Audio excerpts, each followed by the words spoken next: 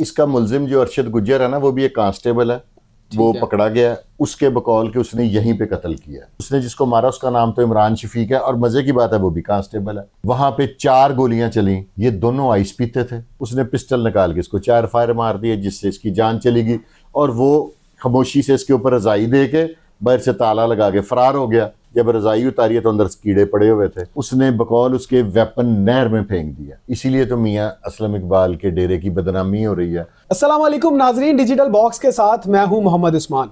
नाजरीन, पीटीआई के साबिक वजीर मियां असलम इकबाल के डेरे से एक लाश बरामद हुई, वो भी बोसीदा लाश। इस वाक़ये की असल हकीकत क्या है? हमारे साथ सीनियर एनालिस्ट सैयद फुरकान शाह साहब मौजूद हैं। हम उनसे जानेंगे कि असल हकाइक क्या हैं। अस्सलाम वालेकुम सर। जी वालेकुम सलाम। सर कैसे हैं आप? अल्लाह का शुक्र। सर, अब सियासी रहनुमाओं के डेरे से लाशें बरामद होना शुरू हो गई हैं, तो अब ये मियां असलम इकबाल साहब के घर से लाश बरामद हुई है उनके डेरे से, तो ये बताएं कि क्या ये लाश जो है वहीं कत्ल हुआ या फिर कहीं कत्ल करके उनके डेरे पे लाश रखी गई? क्योंकि इसका मुलजिम जो अरशद गुज्जर है ना, वो भी एक कांस्टेबल है, वो पकड़ा गया। उसके बकौल के उसने यहीं पे कत्ल किया। ठीक है। और जो जिस वे में उसने ये कमरा किराए पे लिया था, 2 कमरे थे बेसिक। ठीक है। 15,000 इनका किराया तय हुआ था। जिस वे में इसने ये रूम रेंट पे लिया था ना, उसने एक तो अपने कोई कवायफ नहीं दिए। ठीक है। ठीक है। और कोई स्टाम्प पेपर भी नहीं हुआ, और अपना आईडी कार्ड भी नहीं दिया, और उसने अपना इंट्रोडक्शन पुलिस वाले के नाम के से नहीं करवाया। उसने अपना तारुफ करवाया था कि मेरा प्रिंटिंग प्रेस है।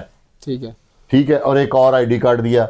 डेरे का जो भी सुपरवाइजर है उसकी नेग्लिजेंसी है, क्योंकि वहाँ पे काफ़ी रूम्स बने हुए हैं। लेकिन एक चीज़ मुझे समझ नहीं आ रही, उसने जिसको मारा उसका नाम तो इमरान शफीक है, और मज़े की बात है वो भी कांस्टेबल है। ठीक है। और ये चीज़ नहीं मुझे समझ आ रही कि वहाँ पे इतना शोर गुल होता था, इतने झगड़े होते थे इनके आपस में, लोगों के साथ, लोगों को पकड़ के लाता था, किसी ने उसकी तरफ ध्यान नहीं दिया।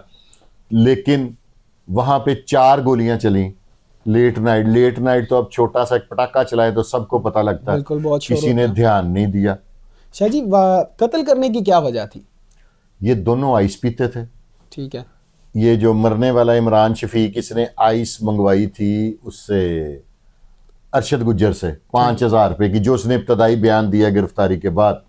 उसमें उसने कहा कि इसने मेरे से 5,000 की आइस मंगवाई थी, तो मैंने उसमें से थोड़ी सी नुकरे लगा ली। ये भी तो पीने वाला है ना जी।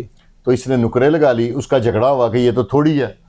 इस बात से वो तकरार इतनी बढ़ गई कि इनका हाथापाई तक नौबत चली गई। उसने पिस्टल निकाल के इसको 4 फायर मार दिए, जिससे इसकी जान चली गई, और वो खामोशी से इसके ऊपर रजाई दे के बाहर से ताला लगा के फरार हो गया। 8-10 दिन बाद जब इलाके में बू फैली तो फिर लोगों ने देखा, तो फिर वो आपको वीडियो है आपके पास जी चल रही है, जिसमें लोग आवाज़ें दे रहे हैं कि ऐसे लग रहा है बंदा सोया हुआ, उसके ऊपर रजाई है।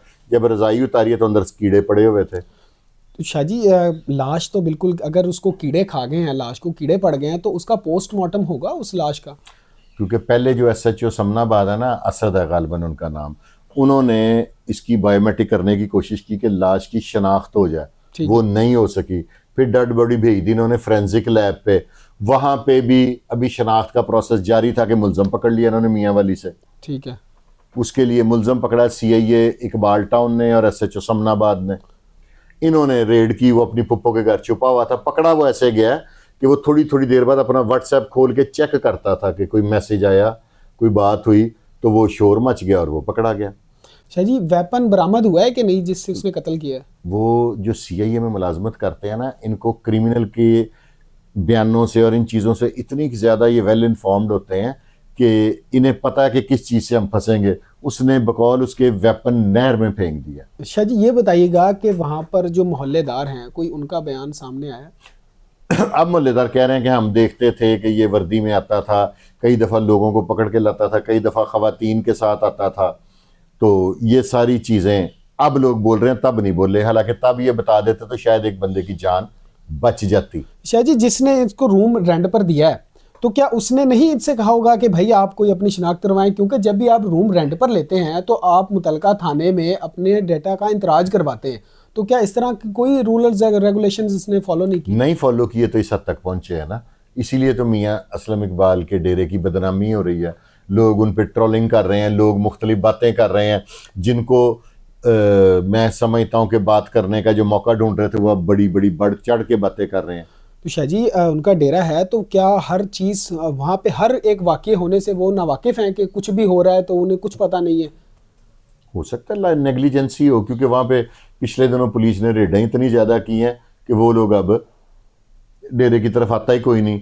वहाँ पे सफ़ेद पारचात में मेरे पास तो ये भी मुबैना इतला कि पुलिस वाले बाहर फिरते रहते थे, किधर कोई आए। पिछले दिनों इनके एक भाई हैं मियां असलम इकबाल साहब के, उनका बेटे की फौतगी होगी तो वहीं पे वो लोग फातिहा के लिए और आते रहे हैं, पर पता नहीं कैसे, और उन दिनों ये कत्ल हो चुका था। अच्छा शाह जी, एक तासुर ये भी है कि जब भी कोई पुलिस वाला जुर्म करता है तो वो कुछ अरसे बाद या कुछ दिन बाद जो है वो बरी हो जाता है, वो आज़ाद घूमता है। तो क्या आप समझते हैं कि इस कातिल को सज़ा मिलेगी? नहीं, मुझे नहीं लगता।